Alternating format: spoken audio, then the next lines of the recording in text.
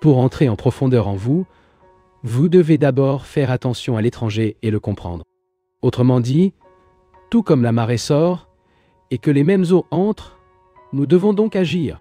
Naviguer dans les eaux de sortie qui sont nos relations avec le monde, et après avoir compris ces relations, entrant dans les mêmes eaux en nous, doivent donc prêter attention à leurs relations avec le monde. Ces relations commencent par la famille, la femme, le mari, les enfants, et c'est le monde dans lequel ils vivent. Doit comprendre ces relations, enquêter sur les bases dans lesquelles ils sont basés. Ne continuez pas à vous tromper. Sur quoi sont-ils vraiment basés? Dans l'habitude, dans une certaine tradition, dans le cercle serré dans lequel nous vivons. La maison est composée de mari, femme et enfants. Et puis nous dominions ou sommes-nous dominés sexuellement ou émotionnellement. Alors nous sommes dépendants. Notez ceci s'il vous plaît. Ce n'est pas seulement ici pour entendre une longue série de mots, peut s'appuyer sur beaucoup de mots, mais cela ne vous mènera pas très loin. Cependant, les mots révèlent l'état de leurs actions, leur vraie vie de relation. Pas comme je voudrais leur relation avec leurs femmes, leurs enfants, mais le vrai fait. Ensuite, il peut partir. La famille est opposée à la société. La famille est opposée aux relations humaines dans son ensemble. C'est comme vivre une personne dans un grand bâtiment, dans une petite pièce, et donner une importance exagérée à cette petite pièce. La maison. La famille n'est importante que par rapport à l'ensemble du bâtiment. Tout comme cette petite pièce se rapporte à l'ensemble du bâtiment, la famille est également la famille en relation avec l'humanité en général. Mais nous l'avons séparée et nous sommes restés attachés à elle. Nous faisons beaucoup d'escalade dans la famille. Mes proches, vos proches, et nous vivons attachés à une bataille perpétuelle. Mais la famille est comme la petite alcôve par rapport à l'ensemble, le bâtiment. Lorsque nous oublions le bâtiment dans son ensemble, la petite pièce devient extrêmement importante. Il devient donc aussi la famille anormale important, lorsque nous oublions toute l'existence humaine. Il n'est qu'important que la famille en relation avec la totalité de l'existence humaine, sinon, cela devient une chose terrible et monstrueuse. Nous devons donc comprendre par nous-mêmes le fait représenté par nos relations réelles et sur la base de ces relations de comprendre la relation avec les semblables. Le monde, avec ces êtres étranges qui sont turbulents, nocifs, cruels, brutaux et tyranniques. Et pour comprendre tout cela, vous devez commencer par le plus proche. Il y a aussi le problème du sexe, ce qui, pour la plupart des gens, est devenu d'une importance excessive. Une chose extrêmement complexe. Comme nous le disons depuis quelques jours, lorsque nous ne trouvons aucun autre moyen de libération de nos énergies, nous nous tournons vers cette seule chose, le sexe, pour le convertir en un problème monstrueux. Et quand nous disons que nous aimons la famille, nous ne l'aimons pas vraiment. Nous n'aimons pas nos enfants. En effet, nous ne les aimons pas. Quand tu dis que tu aimes tes enfants, vous dites vraiment qu'ils sont devenus une habitude, sont devenus des jouets que vous divertissez de temps en temps. Mais s'il pétriait, s'il aimait ses enfants, il aurait alors un zèle pour eux. Savez-vous ce que c'est que d'avoir un zèle? Si vous êtes zélé et plantez un arbre, prenez soin d'elle avec affection. Donnez-lui une nutrition, cherchez le sol approprié, l'engrais approprié et protège et regarde infiniment. Je ne sais pas s'ils ont déjà planté un arbre, un semis, et l'ont observé quotidiennement. Vous devez bien creuser la terre avant de la planter. Voyez si le sol convient, puis plantez-le, puis protégez-le. Observez-le tous les jours, zégez-le comme s'il faisait partie de son être. Mais n'aime pas vos enfants de cette façon. S'il les aimait, il lui donnerait une éducation complètement différente. Il n'y aurait pas de guerre, il n'y aurait pas de nationalité, mais parce que nous n'aimons pas tout cela, une entité simplement technique. Mais parce que nous n'aimons pas cette entité simplement technique. Il n'y aurait pas de concurrence, il n'y aurait pas de nationalité, mais parce que nous n'aimons pas toute cette herbe errée, agrandie librement. Par conséquent, nous devons commencer par ce qui est le plus proche de nous. Ainsi, commençant, découvrons le véritable état de notre esprit, de notre être, et c'est à peu près difficile, car en nous, nous trouvons beaucoup de choses laides, à la fois conscientes et inconscientes. Et comme nous n'avons pas le courage de les dériver, nous nous enfuis dans un temple, pour une église, tout autre plaisir organisé. Car le temple ou l'église sont également des divertissements organisés. Regarder quelque chose nécessite vraiment de l'énergie. Cette énergie ne se bat même pas sans cesse à cause de rien. C'est ce qui fait la plupart d'entre nous. Par conséquent, afin que l'on puisse générer cette passion, cette énergie dont nous avons besoin pour pénétrer quoi que ce soit profondément et infiniment, chaque jour et chaque minute, il y a certaines choses très évidentes qui doivent être faites. Nous devons manger ce qui nous rend bon, et non ce dont nos papilles exigent. Vous pouvez étudier ce problème et découvrir le puissance pratique. Nous n'avons pas à prolonger cela maintenant. Nous devons également comprendre ce qui nous fait obéir. En général, nous obéissons très facilement. L'homme qui obéit facilement ou à peine cherche du pouvoir. Suivez-moi, car nous devons obéir à quiconque. Il obéit à son patron de l'usine du bureau afin de ne pas perdre son emploi. Si vous montrez un peu plus intelligent que le boss, celui-ci peut dire au revoir. Et il y a tellement de gens pour remplir votre place.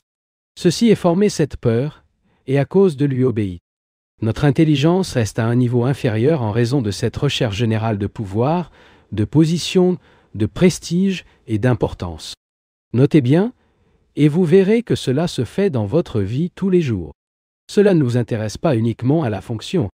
D'elle, vous voulez servir de moyen de devenir important. Et, par conséquent, la position devient beaucoup plus importante que la fonction. Par conséquent, nous luttons pour la conquête de la position.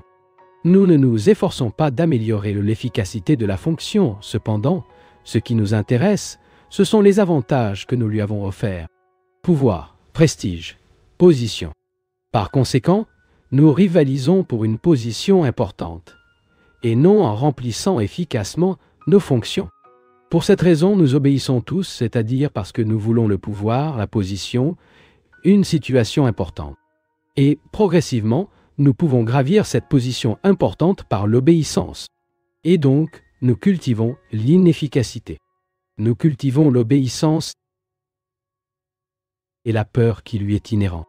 Pour découvrir ce qu'est l'esprit religieux, vous devez non seulement comprendre leur relation avec la famille, avec la société et tout, mais aussi tout ce processus de poursuite du pouvoir. Ce qui signifie dominer, que ce soit dans la famille, dans la société, ou être une autorité suprême dans une organisation religieuse ou une autre nature. Par conséquent, l'esprit doit enquêter sur l'ensemble de ce processus concernant l'autorité qui comprend la loi. Il est nécessaire d'obéir à la loi, de rester sur le côté gauche de la route, d'acheter un sceau postal, mais toute autre la forme d'autorité, l'autorité psychologique, doit être entièrement comprise afin que l'esprit ne cherche jamais par aucune autorité. Les hommes en général recherchent une certaine chose mystérieuse, cachée au-delà de la vie, de l'existence. Mais pour moi, il y a de grands mystères, une beauté extraordinaire dans les modes de vie, dans la façon dont nous vivons nos vies. Pour la plupart d'entre nous, pour vivre l'existence quotidienne, le bureau et sa routine disgracieuse et les différents insignifiants de chaque jour, et les ambitions et les tribulations sans fin de la vie, est une dégradation, une chose serrée et exhaustive. Par conséquent, nous essayons, en vain, il me semble, de surmonter la nature même de notre existence pour trouver quelque chose qui nous donne une parfaite satisfaction et réconforte. Et de cette façon, nous n'apprenons jamais à vivre. Nous ne comprenons même jamais toute la profondeur et la beauté et la dignité de la vie. Dans ces conférences, l'orateur a l'intention non seulement d'étudier, si possible, verbal, rationnellement, sanitaire, mais aussi pour pénétrer, par des mots, dans quelque chose qui existait au-delà du mot, pour découvrir le sens total de la vie. Nous devons comprendre les tortures quotidiennes de notre existence complexe. Nous n'avons aucune possibilité de nous échapper. La société dans laquelle nous vivons doit être comprise par chacun de nous. Pas pour un certain philosophe, instructeur ou gourou. Et notre mode de vie doit être transformé, changé complètement. Cela me semble être la chose la plus importante que nous devrions faire. Et rien de plus sûr. Dans le mouvement de la transformation, dans le mouvement de l'opération, Sans viser les avantages, une transformation de nos vies, il y a de la beauté. Et dans cette transformation, nous découvrirons par nous-mêmes le mystère ineffable qui cherche l'esprit de chacun de nous. Par conséquent,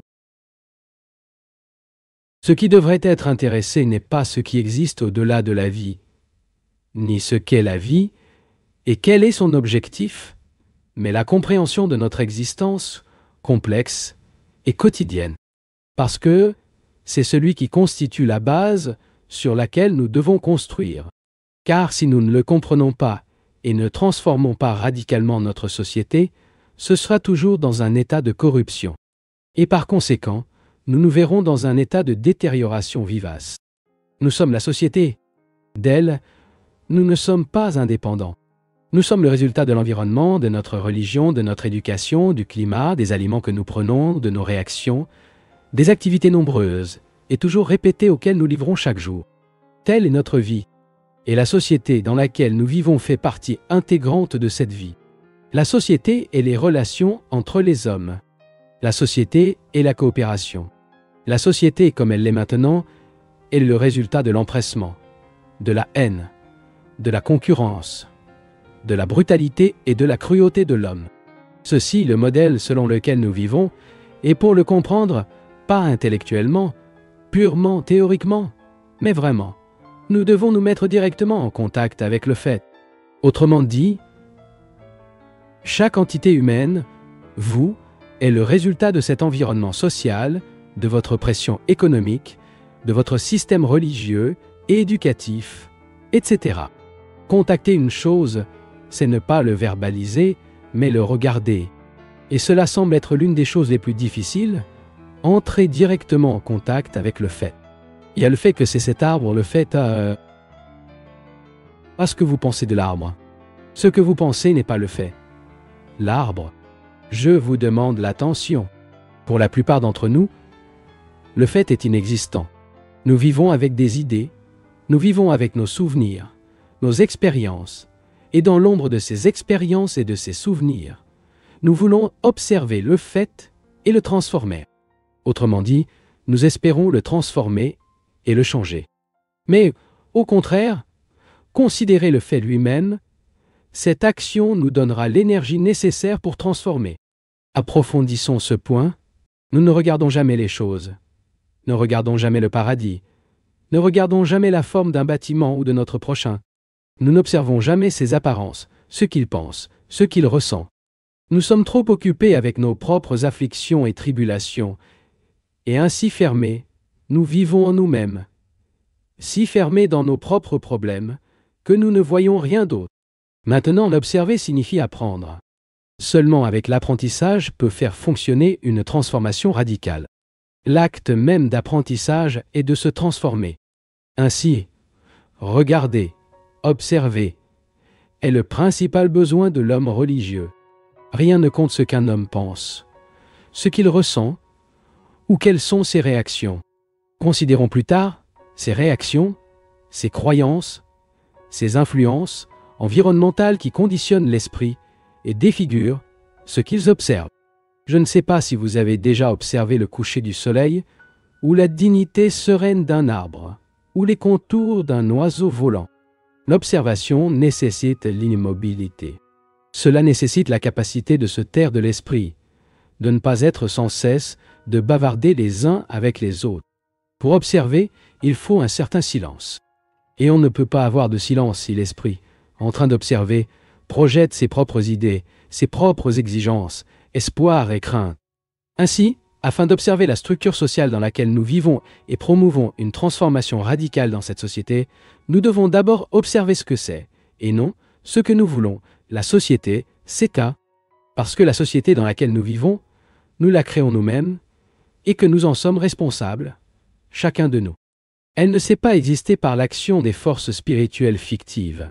Il est né de notre cupidité, de notre ambition, de nos goûts, des aversions et de l'inimitié personnelle, de nos frustrations, notre poursuite du plaisir et de la satisfaction. Nous créons des religions, des croyances, des dogmes, principalement par la peur. C'est dans cette société que nous vivons.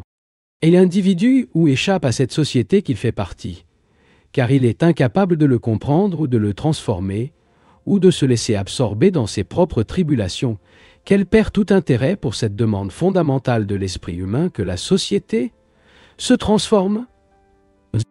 L'existence est donc des relations. L'existence est un mouvement des relations. Et cette existence signifie la société. Et aucune possibilité, nous devons surmonter les limites de notre esprit, nos cœurs. Si nous ne comprenons pas la structure de notre propre être, c'est-à-dire la société. La société ne diffère pas de vous. Vous êtes la société. La structure de la société est sa propre structure. Ainsi, lorsque vous commencez à vous comprendre, vous commencerez à comprendre la société dans laquelle vous vivez. Ce n'est pas en opposition à la société. De Sartre à l'homme religieux, il importe la découverte d'un nouveau chemin de vie. Une nouvelle façon de vivre dans ce monde, afin de promouvoir une transformation dans la société dans laquelle il vit. Parce qu'en se transformant, il transformera la société.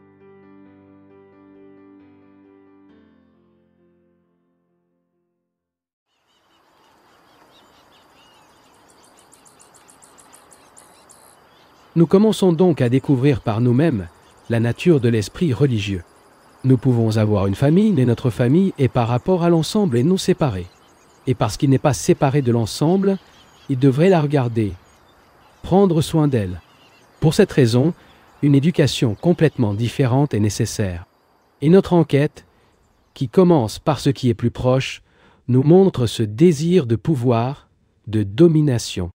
Cette impulsion à obéir à celle se manifeste de plusieurs manières. De respect pour beaucoup et de respect pour quelques-uns. Si vous n'avez manque de respect à personne, vous n'avez besoin de respecter personne. Nous pouvons donc commencer à nous entrer. C'est, à partir de l'étranger, percevant les choses en dehors des choses, les arbres, la pauvreté, leurs causes, toute la structure sociale et économique existante, et les comprendre. Alors que nous employons la parole pour comprendre, nous n'avons pas à l'esprit le simple, intellectuel, verbal, mais une compréhension avec notre sang, notre cœur et notre esprit. Tous, et doit, comprenez votre relation avec votre famille, comprenez votre relation avec le pouvoir, l'autorité et la position. Vous pouvez ensuite entrer vous-même. Mais avant de le faire, vous devez comprendre cette chose principale, ce qui est strictement honnête à votre sujet, afin de ne pas créer une illusion d'aucune sorte. Et il est si facile de nous tromper, de fermer les yeux afin de ne pas voir, de parler des choses transcendantales, de Dieu, de la théorie, de l'Atman, de cela et de cela.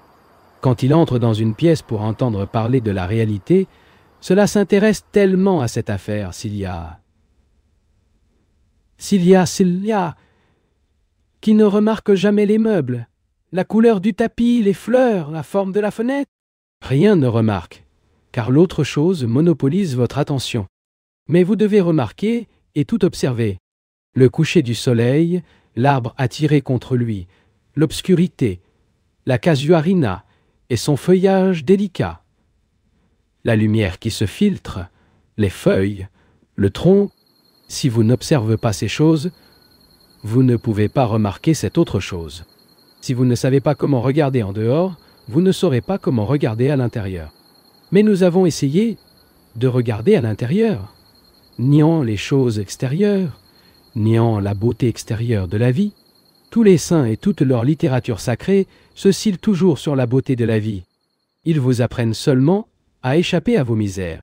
Et il y a une beauté incomparable dans la vie. Cette beauté est montrée dans la nature, comme nous observons un arbre lorsque nous sommes en communion avec lui.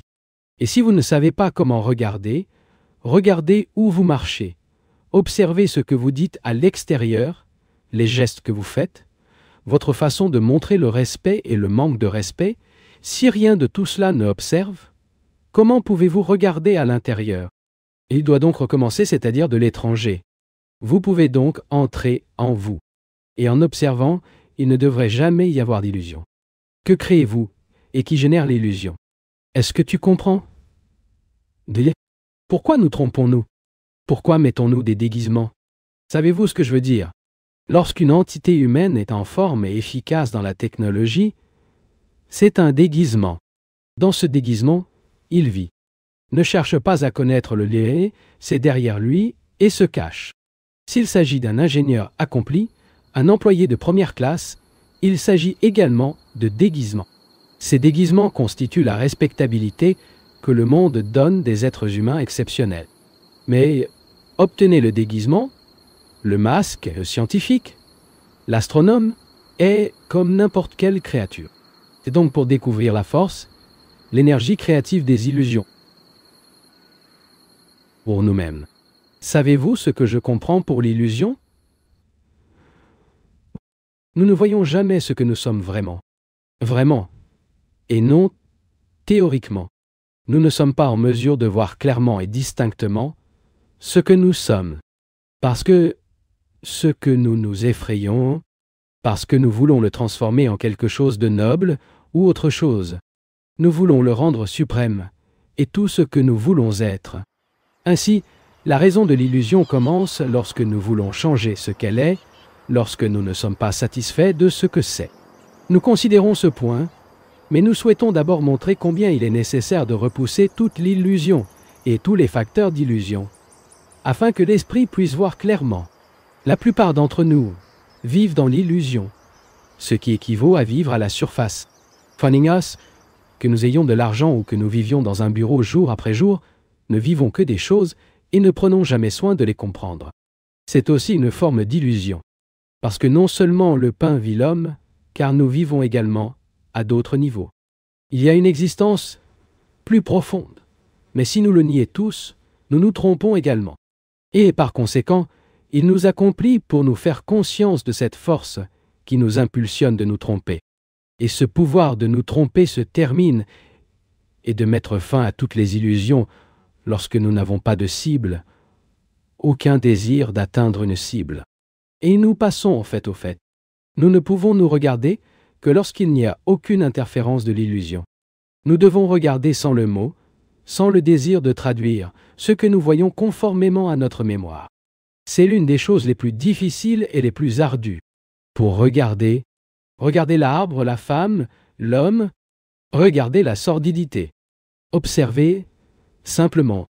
Si vous êtes capable d'observer sans interprétation, sans traduction. Ainsi, à partir de cette observation, vous viendrez une énergie énorme, parce que cette énergie est maintenant rejetée par l'interprétation.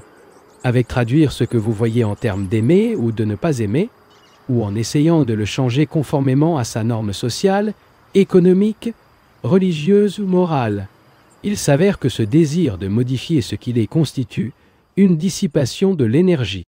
Si vous regardez ce que c'est, ce qui est vraiment, votre choléra, votre jalousie, votre obscène, votre violence, sans aucune interprétation, aura alors de l'énergie. L'esprit religieux est donc celui qui n'a aucune illusion d'aucune sorte. Cela ne cherche pas de position, qui ne ressent ni élan, ni désir d'acquérir un pouvoir de quelque nature que ce soit. L'esprit religieux comprend également sa relation avec la famille et l'homme en général. L'esprit est alors capable d'une pénétration profonde. Nous n'avons que l'instrument intellectuel. C'est au moins ce qui est souvent dit. Mais il y a également un instrument d'observation.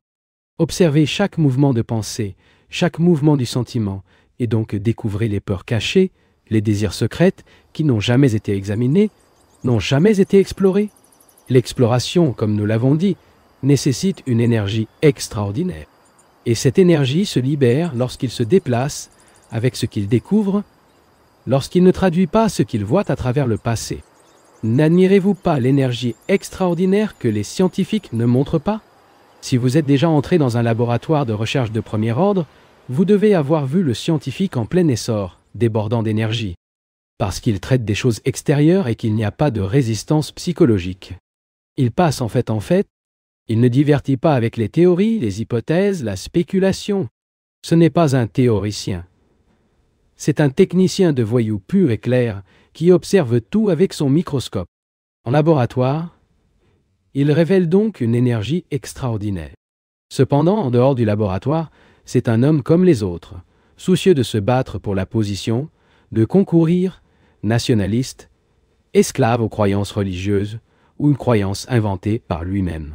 En cela, l'énergie est gaspillée. De plus, pour regarder, l'esprit doit être absolument silencieux. Lorsque le scientifique observe avec le microscope ou fait quoi que ce soit, il est dans un état de silence et non dans un état de connaissance. Ce qu'il voit se traduit par la connaissance, donc l'action. Mais c'est de l'intérieur du silence qu'il observe, silence qui peut durer une fraction de deuxième ou d'une heure entière. C'est le seul moyen d'observer. Cultiver un esprit silencieux est donc un acte stupide. Ce n'est pas par la pratique qu'un esprit silencieux est réalisé, mais pour regarder, observer, si vous avez besoin d'un silence. Regardez ce coucher de soleil. Vous ne pouvez pas le voir si votre esprit bavarde. Vous ne pouvez voir le plein que si l'esprit est silencieux et intense. Après tout, c'est la beauté. C'est la perception de la beauté ou du non-beauté. Ce n'est possible que lorsqu'il y a de la passion. Quand il regarde l'ouest avec toute l'intensité. Et il ne peut pas être intense s'il n'est pas silencieux. L'esprit devient supermodal ou silencieux lorsque nous observons quelque chose. Il n'y a pas besoin de la discipline pour se taire, car dans ce cas, ce que vous avez est un esprit mort. Mais l'esprit qui observe de l'intérieur du silence crée sa propre discipline. Il n'a pas besoin de discipline, car il observe. Cette observation émanant du silence est la passion, l'énergie. Vous pouvez ensuite observer vos peurs. La plupart des gens ont peur, peur de la mort, peur de cette vide et inutile. Cependant, il est nécessaire de faire face à cette peur et de l'observer sans faire de mouvement. Essayez de le transcender, de lui résister, de vous débarrasser, de transcender la peur, de la faire la mate, de la réprimer, est un gaspillage d'énergie. Mais le mouvement de la peur est clairement observé.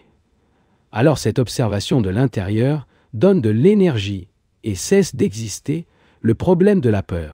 Puis vient la danse, la question du temps, avec tout qu'il implique, sur ce que nous avions déjà l'occasion de parler.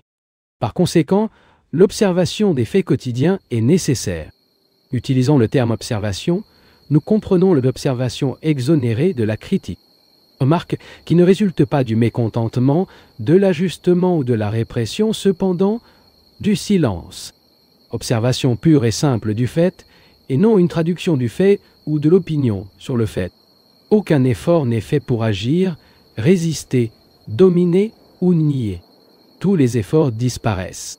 Ensuite, vous pouvez vivre votre vie chaque jour. Travailler au bureau, cuisiner à la maison. Faire tout ce qu'il est, sans effort. L'esprit religieux est celui qui comprend la famille et sa position par rapport à l'ensemble. Celui qui ne cherche pas de pouvoir et de position, qui n'est attaché à aucune église ou temple organisé rituel, qui n'a plus la propriété de créer des illusions. Et c'est aussi celui qui regarde les faits et donc aucun effort ne fait dans aucun travail qu'il effectue. Ensuite, nous pouvons aller plus loin. C'est en observant les choses extérieures, nous atteignons l'intérieur. L'intérieur et l'extérieur ne sont pas deux états différents. Ils sont le même état d'observation de l'intérieur du silence. Le silence est l'espace. Nous vivons dans un espace très limité, dans un espace créé par l'esprit avec ses idées. Et l'esprit est le résultat de son propre conditionnement dans une société ou une culture donnée. Il vit dans un espace étroit et toutes les batailles, toutes les relations, toutes les angoisses sont contenues dans cet espace. Au moment où l'esprit, par l'observation et naturellement, facilement et sans effort, devient silencieux, ce petit espace est effondré. Étant l'esprit d'une manière calme, il n'y a plus de limite à l'espace. On voit donc que l'objet ne crée plus d'espace, qu'il y a un espace infini. Lorsque cela se produit, il y a le véritable esprit religieux. De cet esprit, toute l'activité dérive. Il est alors un super citoyen et non un homme qui échappe à un monastère, qui devient un sannyasi ou un technicien parfait, une entité humaine mécanisée. Alors de cette observation silencieuse et sans effort, une action naît. Et c'est la seule action qui ne génère pas la haine, l'inimitié et la compétition. Donc, grâce à l'observation et au silence, et parce qu'il y a alors, il y a de l'amour. L'amour est de mourir tous les jours. L'amour n'est pas de la mémoire. L'amour n'est pas pensé. Ce n'est pas quelque chose qui a une continuité et une durée dans le temps. Et par observation, nous devons mourir pour toutes sortes de continuités. Parce qu'il y a de l'amour. Et avec l'amour vient la création. La création est l'une des choses les plus difficiles à comprendre. L'homme qui écrit un poème, qui peut être très beau, pense qu'il est créatif. L'homme et la femme qui génèrent des enfants pensent aussi être des créateurs. Mais la création est bien plus que cela. Ce n'est pas un créateur, l'homme qui écrit simplement un livre ou se remplit d'une ambition sans importance. La création n'est pas une structure construite par l'homme, pas de technologie, aucun résultat de connaissance technologique, car il s'agit d'une invention. La création est quelque chose de diatemporal. Non demain, pas hier. Et c'est la vie éternelle. Et il s'approche très naturellement quand on comprend le problème de l'existence. L'esprit religieux est donc tout cela. Et il connaît également une vie meilleure dans un état de création en ce moment, et est toujours un esprit actif, grâce à cet extraordinaire état de vide. Comme vous le savez, un tambour est toujours vide, et lorsque nous le perdons, il donne le son approprié. Cependant, c'est vide. Notre esprit n'est jamais vide, mais toujours plein. Notre action émane donc toujours de ce terrible bruit généré par la pensée, la mémoire et le désespoir. Et par conséquent, cela est toujours contradictoire et conduit à une énorme affliction. Mais l'esprit de tous vide, vide parce qu'il est dans un état d'observation, de silence, donc d'amour et de compréhension de la mort. L'esprit totalement vide est créatif. L'esprit créatif est toujours vide, et ce vide vient à son action, les mots qu'il prononce. Par conséquent, cet esprit est toujours vrai et donc jamais.